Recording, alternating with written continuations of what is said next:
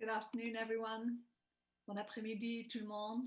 The press conference with Green Party Leader Annamie Paul will now begin. La conférence de presse avec le chef du Parti vert, Annamie Paul, va maintenant commencer. Bonjour tout le monde. Hello, everyone. Thank you for joining us again today with respect to the budget. I just have some initial thoughts, more than anything because I haven't had the opportunity yet to speak with our caucus, which I'm looking forward to doing. As you know, these are very unusual times and our caucus members are in their home communities. I unfortunately was not able to go to Ottawa given the travel restrictions and stay-at-home orders in Ontario, which continues to struggle under the third wave of the pandemic. And so we have just received I have just had the opportunity to review the budget and to listen to Minister Freeland just minutes ago. I'm going to be focusing at this moment on the parts of the budget that relate to the pandemic and the COVID response for two reasons. First, we are in this devastating third wave of the pandemic. It's a moment where thoughts of people in Canada are on how they'll get through this, and the thoughts of our elected officials across all parties should also be on how we can work together as we did in the early days of the pandemic to make sure that people can get through the pandemic as well as possible, as intact as possible. So that's one reason. And then the second reason that I'd like to focus my comments on the pandemic and our response to it as contained in the budget is because I will be very, very honest and say that I do not have a lot of confidence that this session of Parliament will be around long enough to implement many of the promises that we heard in the budget today. Many of the commitments were multi-year commitments, some of which didn't begin until 2022 or 2023.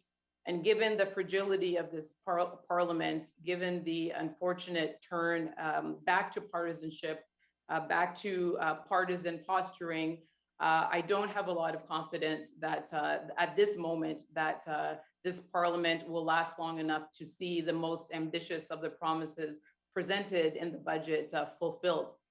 I certainly hope that that's not the case, and the Green Party of Canada stands at the ready to work in collaboration and cooperation across party lines to make this an historic session of Parliament, one that delivers on our true promise to complete our social safety net, to launch a green recovery to the pandemic, and to create and forge a more just society.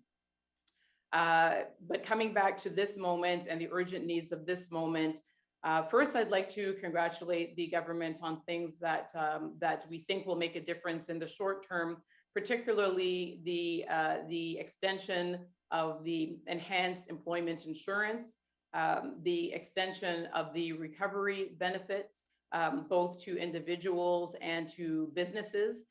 Those will certainly make a difference as well.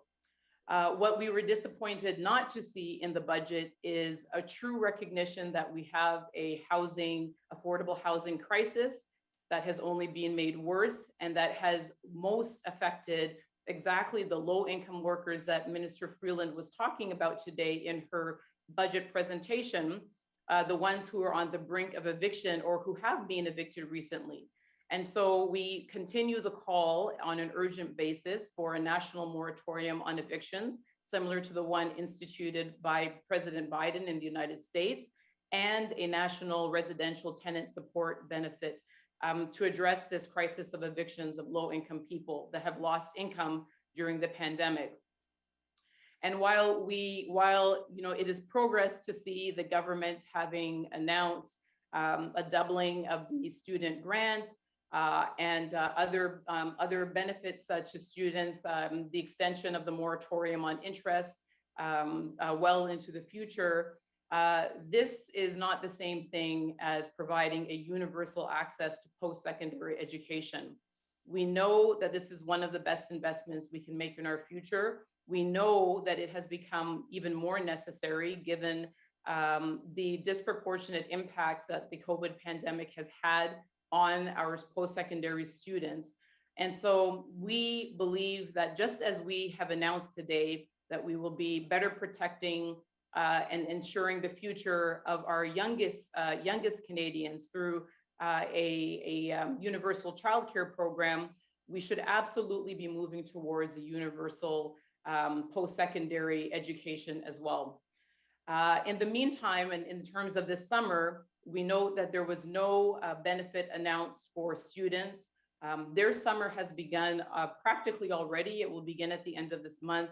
The Canada Emergency Student Benefit has not been extended, and we know that that without that benefit, given that the jobs are not there yet, that many students are going to fall further and further behind and may not be able to return to school. We also note that while the emergency benefits, recovery benefits were extended, they were extended, but not until the end of the year, so there's less certainty. They were extended, but the amount oddly has been reduced from $500 to $300 per month, effective July 17th, something that I cannot understand, given again that the jobs that might materialize have not yet. And we know that in many parts of the country, $300 per week is simply not livable and well below the average, the minimum salaries that people earn, particularly in places like our urban centers.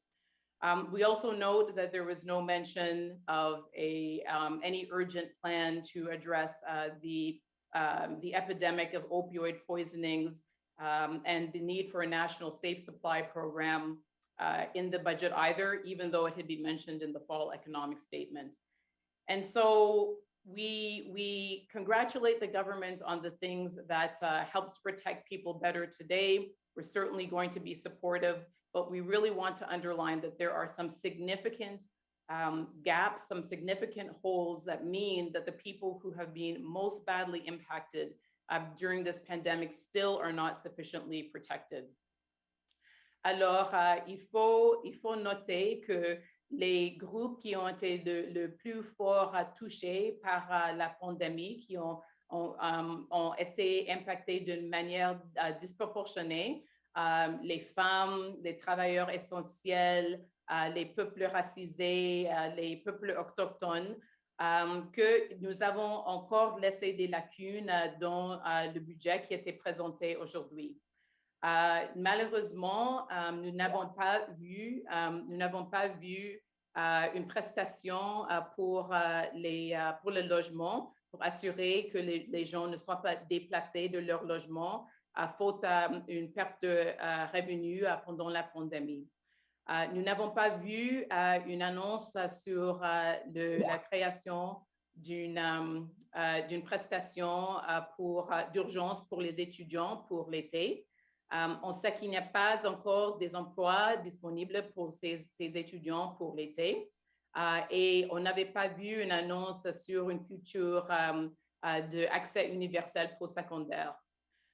C'était très étrange de noter que d'un côté, les prestations d'urgence ont été gardées et même on avait rajouté plusieurs mois, mais dès le mois de juillet, la prestation d'urgence va être réduite jusqu'à $300. Et puis finalement, la décriminalisation des drogues et l'accès à l'approvisionnement sûr est quelque chose qui va sauver les vies. C'était quelque chose noté dans la déclaration économique de l'automne, mais qui n'a pas été noté aujourd'hui. Je vais laisser mes remarques sur les sujets d'urgence parce que malheureusement, je n'ai pas beaucoup de confiance que le gouvernement serait en place pour mettre en œuvre ces programmes et projets les plus ambitieux.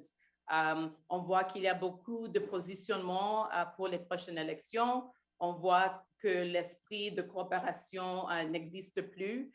Il y a beaucoup d'indications que le gouvernement se mette dans une position pour la prochaine élection. Et je vois ça plus comme un programme électoral qu'un budget qui va être mise en œuvre dans les prochaines années. Mais si le gouvernement veut le faire, s'il veut créer une coalition de partis pour soutenir plusieurs de ces projets les plus ambitieux, le Parti vert est là. Nous sommes là pour coopérer, surtout pour assurer que les gens soient protégés pendant la pandémie et puis pour peut-être introduire des projets de loi historiques pendant cette session de Parlement en coopération avec les autres partis. Merci beaucoup. Thank you, Ms. Paul. This concludes today's press conference. Ceci conclut la conférence de presse. Merci beaucoup pour venir. Thank you so much for joining us.